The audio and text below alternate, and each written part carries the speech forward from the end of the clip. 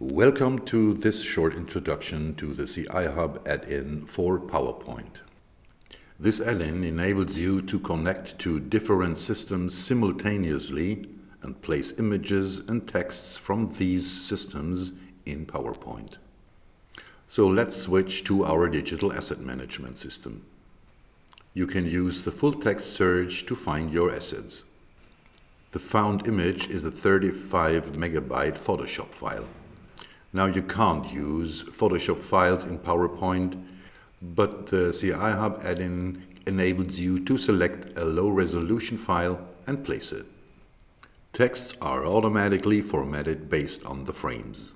Let's switch to Getty Images. You can use the full text search and place your images and text just like we did before with the DAM system.